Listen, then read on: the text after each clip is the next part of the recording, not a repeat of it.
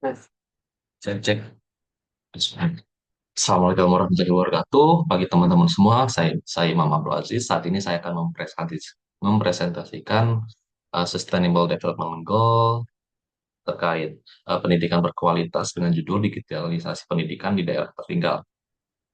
Perkenalkan saya Imam Abdul Aziz, seorang backend developer di sebuah bank BUMN di Indonesia. Saat ini saya sedang melanjutkan pendidikan sarjana di BINUS Online Learning jurusan sistem informasi.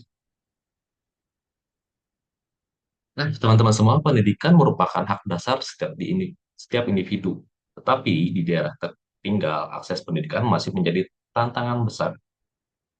Nah, akses pendidikan yang terbatas di daerah tertinggal, banyak daerah terpencil yang belum memiliki sekolah yang layak, sehingga anak-anak harus menempuh perjalanan jauh untuk mendapatkan pendidikan. Kedua, minimnya infrastruktur teknologi dan internet. Sekolah di Indonesia sering kali tidak memiliki fasilitas pendukung seperti komputer, internet, atau bahkan listrik yang stabil. Ketiga, kurangnya tenaga pengajar yang terlatih dalam teknologi. Banyak guru yang belum mendapatkan pelatihan yang cukup dalam menggunakan teknologi untuk mengajar, sehingga sulit untuk menerapkan pembelajaran berbasis digital. Dan terakhir, tantangan dalam penerapan digitalisasi pendidikan selain faktor infrastruktur dan SDM, ternyata tantangan lainnya adalah ketersediaan materi digital yang sesuai dengan kebutuhan dari daerah. Nah, dalam hal Sustainable Development Goals tentang pendidikan berkualitas, target yang ingin dicapai adalah memberikan akses pendidikan yang inklusif dan setara bagi semua masyarakat Indonesia, termasuk di daerah digital.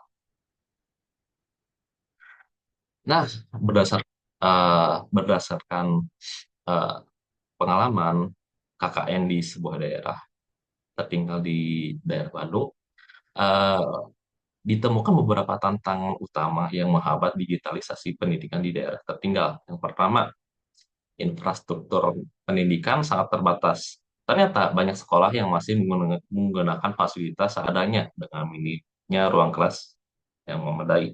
Terlihat yang atas merupakan sebuah sekolah dasar di tempat saya KKN dulu, yang bawah adalah universitas tempat saya mengenyam pendidikan diploma.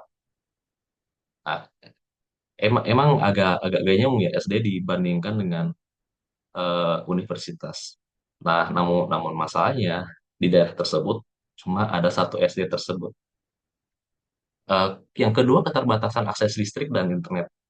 Beberapa daerah bahkan belum memiliki jaringan listrik yang stabil sehingga akses internet menjadi kendala utama. Nah, untungnya di tempat saya KKN dulu ada satu provider, hanya ada satu provider yang memiliki sinyal di akses internet di daerah tersebut. Yang ketiga, sebagian besar sekolah belum memiliki perangkat teknologi. Komputer, tablet, atau perangkat digital lainnya masih sangat jarang ditemukan di sekolah-sekolah daerah terpencil. Nah, yang terakhir, kurangnya program pelatihan digital bagi guru dan siswa. Tanpa bimbingan dan pelatihan yang memadai, penggunaan teknologi dalam pembelajaran sulit untuk diterapkan secara efektif. Nah, temuan ini teman-teman mengingatkan bahwa untuk menerapkan digitalisasi pendidikan, kita perlu solusi komprehensif yang tidak hanya berfokus pada teknologi, tetapi juga kesiapan sumber daya manusia dan infrastruktur pendukungnya.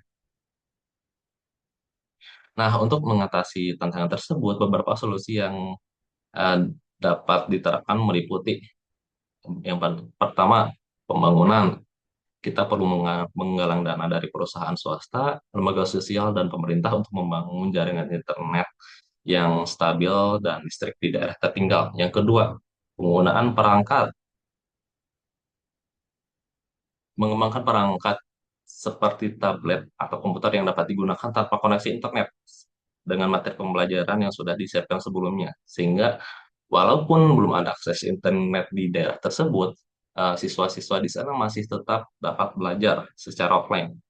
Yang ketiga, pelatihan guru dan dalam pemanfaatan teknologi digital.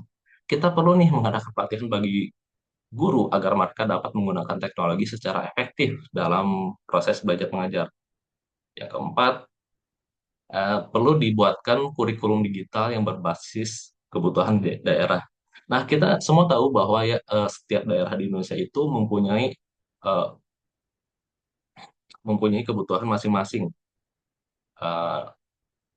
Seperti daerah pegunungan memiliki sumber dayanya berbeda dengan di area pantai, sehingga kebutuhan akan materi pembelajaran digitalnya pun pasti akan berbeda. Nah, yang terakhir, kerjasama dengan komunitas dan universitas untuk pendampingan. Kita perlu nih melibatkan mahasiswa, relawan, dan komunitas digital pendidikan untuk mendampingi guru dan siswa dalam memahami, memanfaatkan teknologi digital. Dengan penekanan ini, aku yakin kita bisa memastikan bahwa digitalisasi pendidikan tidak hanya menjadi wacana, tetapi benar-benar dapat diimplementasikan dengan mempertimbangkan kebutuhan dan kondisi daerah tertinggal. Nah, teman-teman semua, setelah mengerjakan proyek ini, ada beberapa hal yang bisa saya refleksikan. Pertama, proyek ini membuka wawasan saya tentang pertentangan pendidikan di daerah tertinggal. Selama ini kita sering menganggap bahwa pendidikan digital hanya membutuhkan perangkat dan internet. Ternyata tantangannya sangat jauh lebih kompleks. Kedua, digitalisasi pendidikan bukan hanya sekedar teknologi, tetapi juga kesiapan manusia. Seperti yang sudah saya jelaskan sebelumnya, teknologi bisa menjadi alat yang sangat efektif, tetapi tanpa kesiapan guru dan siswa, tampaknya dampaknya tidak akan maksimal.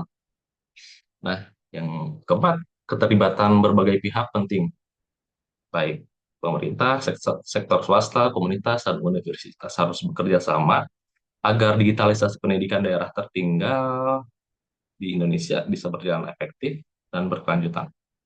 Yang terakhir, pendidikan berkualitas harus inklusif dan berkelanjutan. Nah, tidak boleh nih ada kesenjangan dalam akses pendidikan. Semua anak, baik di kota maupun daerah, berhak mendapatkan pendidikan yang layak berbasis teknologi agar siap menghadapi masa depan. Nah, kesimpulannya apa, teman-teman? Digitalisasi pendidikan di daerah tertinggal bukan hanya sekedar memasukkan teknologi ke dalam pembelajaran, tapi juga tentang membangun sistem yang dapat bertahan dalam jangka panjang dan membawa perubahan nyata bagi Indonesia. Ya, terima kasih semuanya.